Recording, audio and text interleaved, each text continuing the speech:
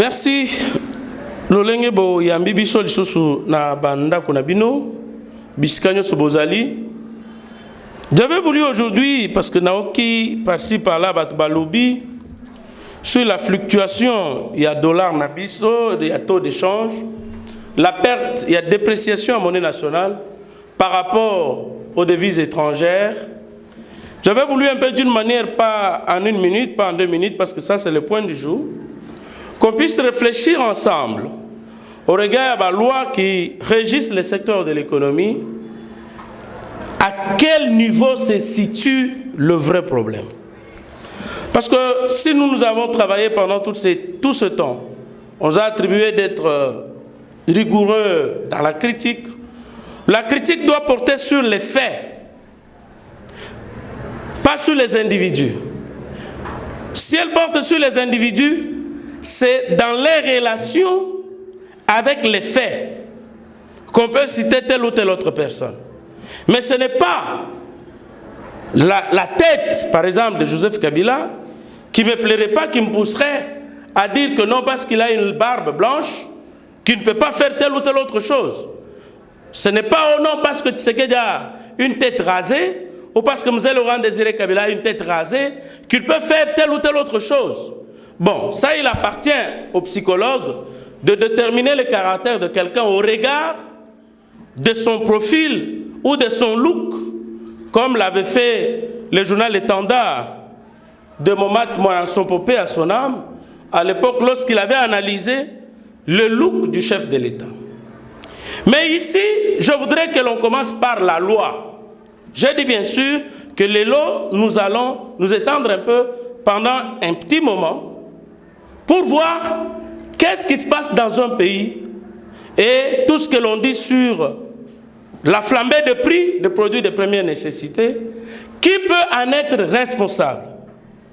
Premièrement, il y a les lois. Il y en a eu la loi sur l'économie en 1961, 1983, et cette loi a été révisée et promulguée par le chef de l'État Joseph Kabila le 9 juillet 2018 relative à la fixation de prix et de la concurrence en République démocratique du Congo.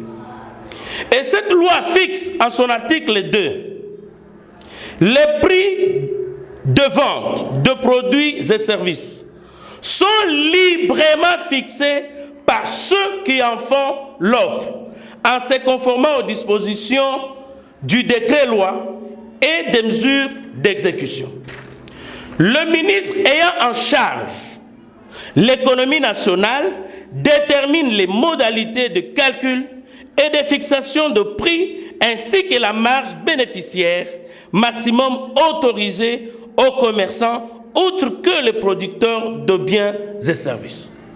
Donc ici vous allez comprendre que le prix des services, le prix des biens sont librement fixés par ceux qui en offrent.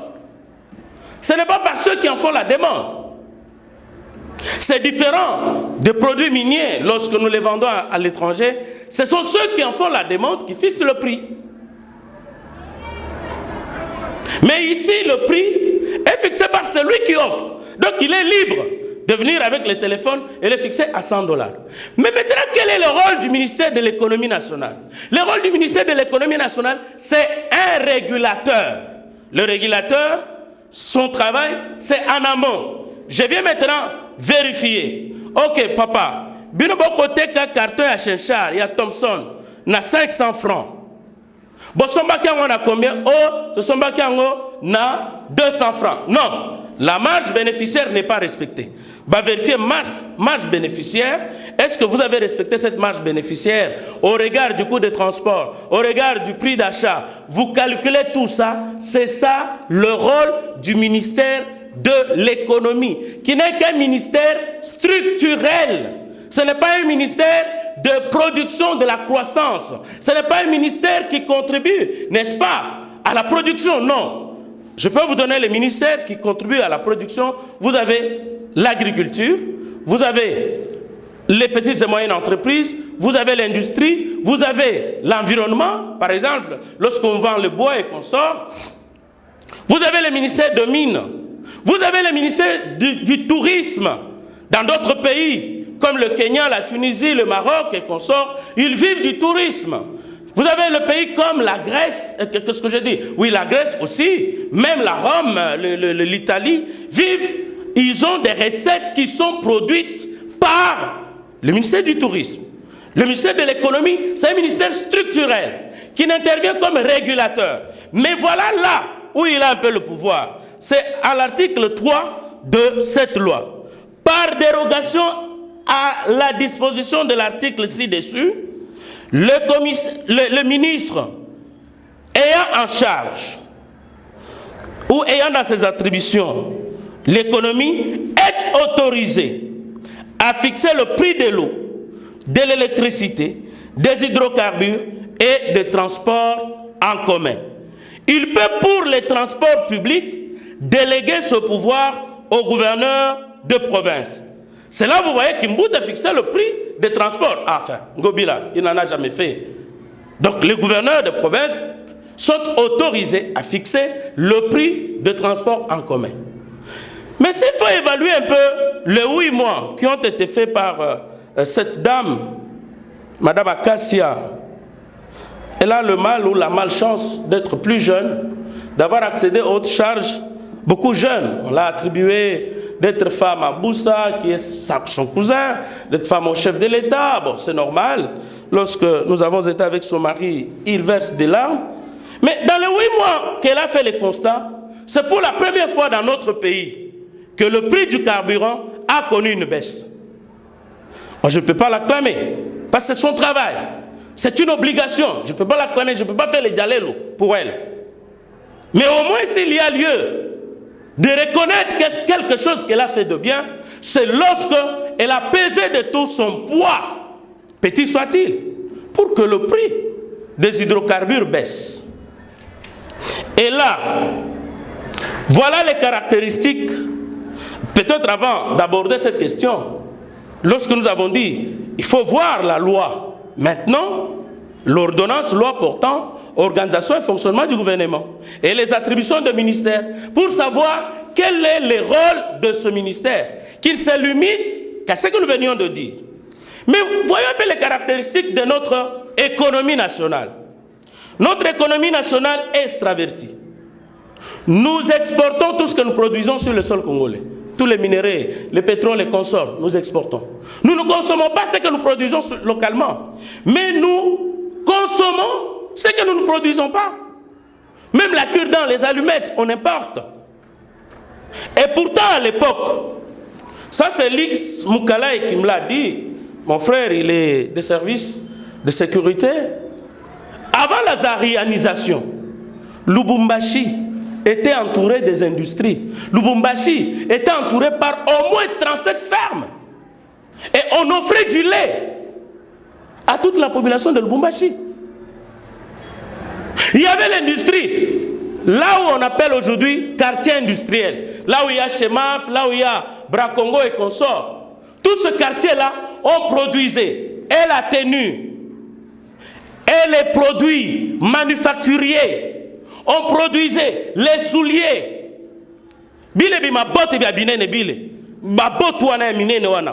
On produisait ça là-bas. Mais aujourd'hui, on importe. C'est pourquoi nos tenues se retrouvent entre les mains des groupes rebelles. Pourquoi? Parce qu'on en produit où? En Chine. Et comme nous avons des dirigeants, des généraux, commerçants, commissionnaires, ils fixent le prix et quand ils vont prendre, ils font des rétrocommissions. COP, des ministres. Et pourtant, toutes ces histoires-là, on pouvait les produire ici. Les gardiens du ciel ici de Limité, mais c'était des entreprises et des entreprises. On ne pouvait pas importer les habits. Parce que nous avons du coton qu'on produisait dans l'ex-province orientale. Les souliers, on ne peut pas produire. Les cure-dents, on ne peut pas importer, qu'est-ce que je dis? On ne peut pas importer les souliers, on ne peut pas importer les habits, on ne peut rien importer dans notre pays. Dieu nous a tout donné. Mais Mobutu pas la zarianisation. Il a pris toutes ces entreprises, des individus, des privés, des étrangers, et même des locaux, des nationaux. Il les a zarianisés, il les a étatisés. Mais pour les remettre dans les mains de qui? pour le remettre dans les mains des politiciens, des coopérants, et qui ont pris toutes les vaches, tous les bœufs de Lubumbashi, de Kivu et consorts. Ils ont coupé ça, ils ont tué, ils ont vendu la viande.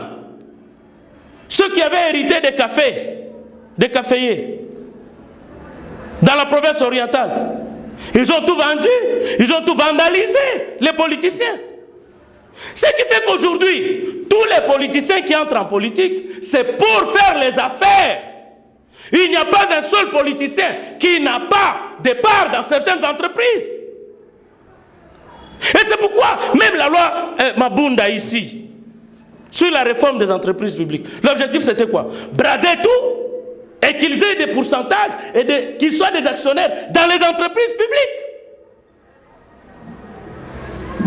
Et comment est-ce qu'on peut booster l'économie nationale lorsque ce sont les mêmes politiciens qui sont dans les conflits d'intérêts?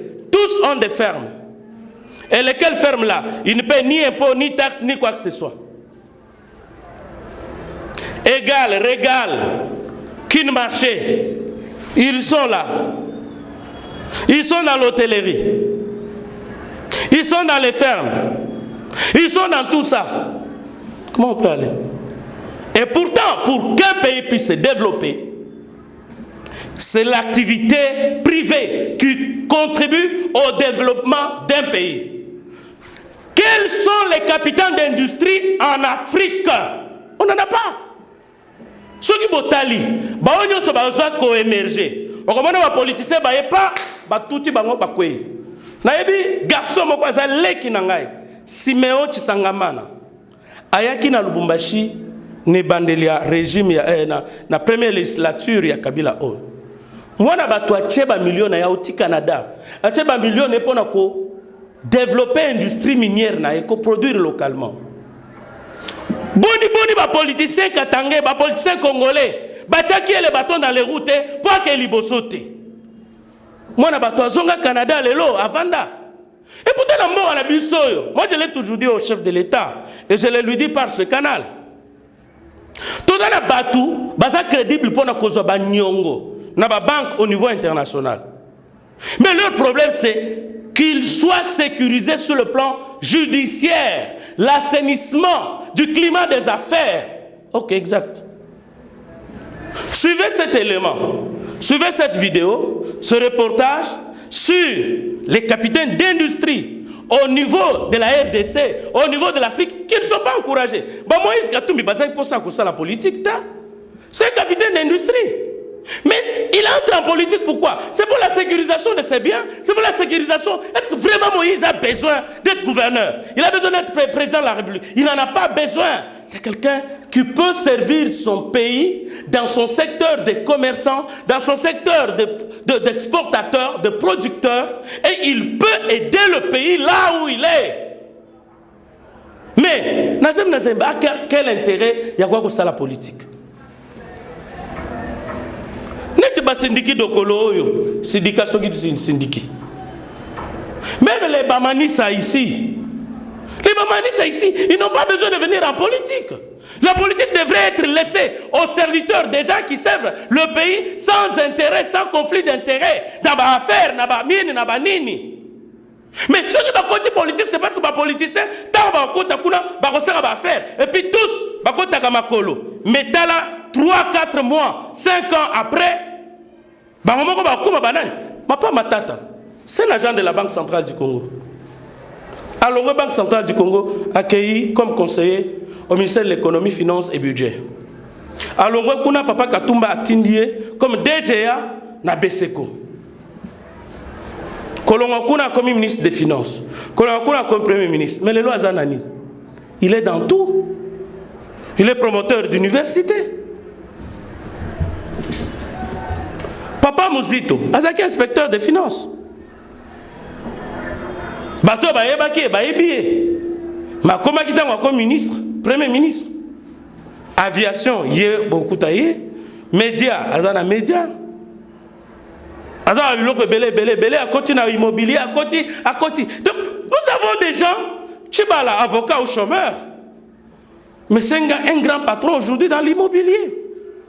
Donc c'est pour vous dire que Notre économie, on doit la laisser aux capitaines d'industrie et on doit les encourager.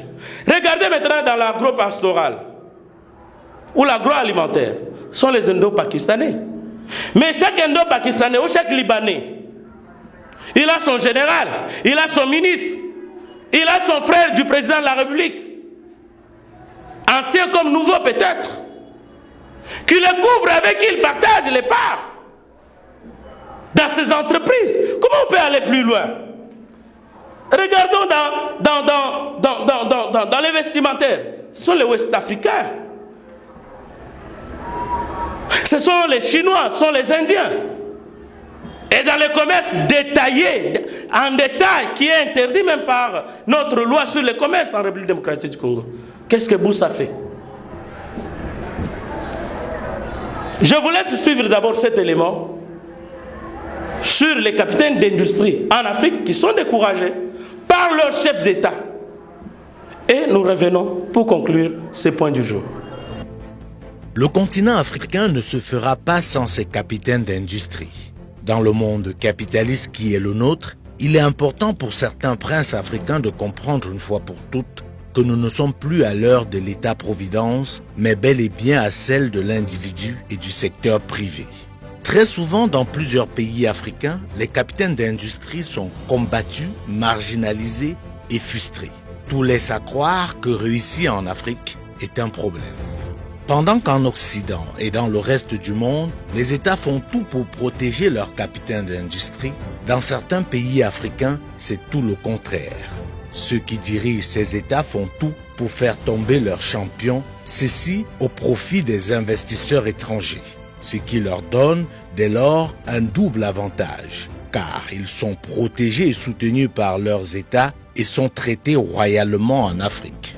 Il faut tout de suite noter que ce phénomène est plus l'apanage de l'Afrique dite francophone, car dans certains pays, notamment anglo-saxons, les choses se passent différemment.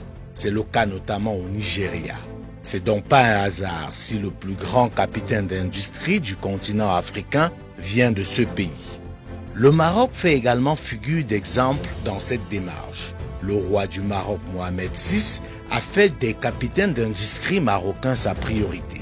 Par exemple, entre 2001 et 2019, il a fait 21 visites officielles dans 13 pays, mais toujours accompagné des plus importants chefs d'entreprise de son pays. Ceci dit, comment comprendre qu'il soit si difficile pour un Africain d'investir en Afrique? Ce constat a d'ailleurs été fait par Aliko Dangote, qui a rencontré les plus grandes difficultés pour investir en Afrique francophone. On se rappelle de ses déboires au Sénégal et au Cameroun. Comment pensons-nous réussir à nous développer, à élever nos standards de vie quand l'essentiel de notre économie est contrôlé par d'autres? Le marché américain appartient en priorité aux Américains, le marché chinois aux Chinois, le marché européen aux Européens, etc. Ce n'est qu'en Afrique que notre marché appartient en priorité aux étrangers. Quelle place accordons-nous à Aliko Dangote, Tony Enoumelu, Gervais Kofi Djondo, Paul Fokam, Jean Kakou Diagou et les autres? Déjà au niveau de la considération. Ailleurs, les capitaines d'industrie font l'objet d'une grande attention et les États dans leur diplomatie économique transforment leurs chefs d'État en agents commerciaux de luxe au service des grandes entreprises privées de leur pays. C'est ainsi que lors de leurs différents déplacements à travers le monde, l'essentiel de leur délégation est constitué de capitaines d'industrie, tandis que dans la plupart des pays, notamment en Afrique francophone, les chefs d'État se déplacent avec leurs ministres et les membres de leur famille. Leurs visites dans d'autres pays du monde s'apparentent très souvent à des séjours touristiques. Ailleurs, on voit certains chefs d'État se battre pour aider les entreprises pourtant privées à vendre à l'extérieur. On se souvient encore du déplacement décisif de Nicolas Sarkozy en Égypte pour vendre les avions Rafale du groupe Dassault qui avait du mal à trouver preneur sur la scène internationale. On peut noter également l'implication personnelle des présidents américains Barack Obama ou encore Donald Trump dans l'acquisition de plusieurs espaces par des entreprises américaines à travers le monde. C'est le cas également pour ce qui concerne la Chine, la Turquie et même l'Inde. Bill Gates, Jeff Bezos, Mark Zuckerberg ne seraient pas si riches et si puissants sans le soutien et l'accompagnement des États-Unis. Il en est de même pour Jack Ma, le fondateur d'Alibaba, qui est soutenu par son pays, la Chine.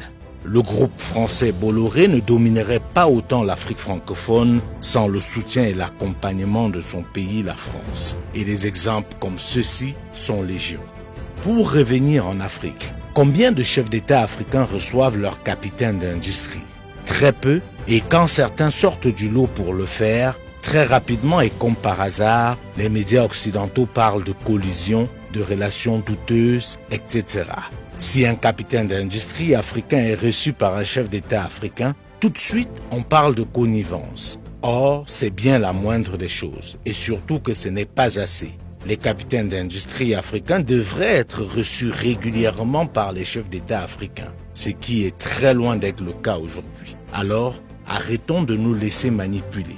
Trouvez-vous normal que Vincent Bolloré, dont la fortune n'est que le tiers de celle d'Aliko Dangote, soit reçu partout en Afrique francophone comme un chef d'État, tandis que Dangote subit toutes les frustrations du monde pour rencontrer certains chefs d'État africains? Il est temps que cela change. Ce sont les capitaines d'industrie africains qui peuvent aider l'Afrique. Ils doivent être prioritaires et les autres complémentaires, et non l'inverse. Qu'un capitaine d'industrie africain soit reçu ou soit réputé proche de certains chefs d'État africains n'a rien d'extraordinaire et d'anormal. C'est bien la moindre des choses, et c'est le cas partout dans le monde.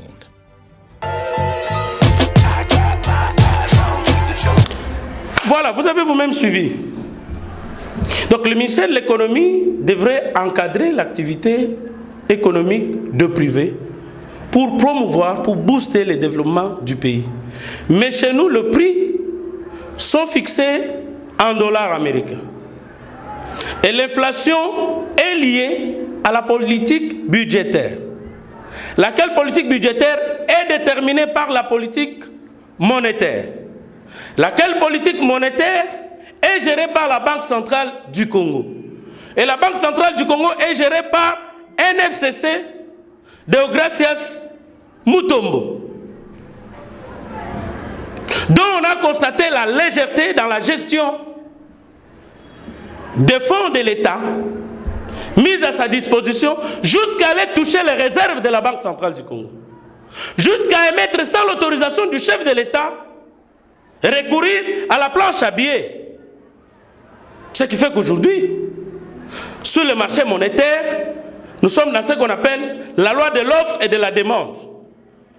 Vous avez une masse importante en francs congolais sur le marché contre une masse petite des dollars américains. Et la plupart des personnes qui gardaient leurs francs congolais dans la maison, ils ont déversé ces billets sur le marché. Et quand je vois qu'on responsabilise cette jeune dame, ça ne peut que faire mal au cœur. Ainsi, la TVA suspendue pendant cette période ici, 16%, l'État ne sait pas les récupérer. Comment on peut faire? C'est là où, en conclusion, nous demandons au président de la République, au lieu de rendre les Djamal, les enfants Djamal des millionnaires, au lieu de rendre les Massaro les millionnaires, il y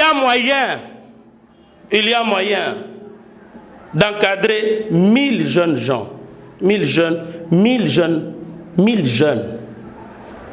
à qui on peut remettre un peu d'argent, les lancer dans les secteurs qui peuvent produire. Et que chaque ministre ait au moins un espace vert qu'il exploite tout autour de la ville de Kinshasa, qui ait une ceinture verte. Au lieu d'acheter des maisons, nous avons des ministres qui ont vendu tous les patrimoines de l'État. Allez à la SNCC. Toutes les maisons de la SNCC ont été vendues par le comité de gestion. Passez sous Kabila ici. Allez à la Gécamine. On a vendu toutes les maisons. Okimo, Sokimo aujourd'hui. Donc, pardon? Météo. RTNC. Déjà incapable d'initier de nouvelles activités qui peuvent permettre que leurs entreprises aillent plus loin. Voilà pourquoi nous disons, on a intérêt de faire de nos 80 millions d'hectares, de les rendre productifs. Nous avons 80 millions d'hectares arables sur le sol congolais. On doit tourner un peu le dos aux mines. Les mines sont épuisables. Nous avons des chutes qui peuvent être visitées en termes de tourisme. Nous sommes un des rares pays au monde où le fleuve se jette dans l'océan. Est-ce qu'on ne peut pas rendre ces milieux attractifs? Kolwezi, Lualaba, à combien? Kolwezi, à Lualaba, abrite. D'où vient la source du fleuve Congo? Et si on peut faire que ces endroits soient rendus attractifs? Prison où Simon Kimangou est mort, à côté de l'hôpital Saint-Louis, là où il y avait la prison. À Lubumbashi, c'est un milieu touristique. Et donc, Bonobo et consorts, je crois que nous devrions diversifier notre économie pour permettre que nous gagnions en termes d'argent. Voilà, très chers frères, je ne suis pas spécialiste en économie, mais j'ai voulu qu'on échange sur ces questions ici, parce que j'entends les gens se jeter des flèches. Bon, vous allez vous jeter les flèches, 2023, c'est pas loin. Vous allez dire, oh, c'est pas nous, nous FCC, c'était Tshisekedi qui gérait. C'est bon, gardez vos histoires sur le plan politique. Mais on dirait que vous aviez la Banque centrale du Congo, vous aviez les finances. Mais de l'autre côté aussi, on retournera à Tshisekedi. Vous aviez le budget et vous aviez ceci ou cela. Que le Seigneur Dieu vous bénisse et bonne journée, bonne fête de parents à tous ceux qui sont parents. Et je prie pour tous ceux qui aspirent à ces charges de les devenir, que Dieu vous bénisse.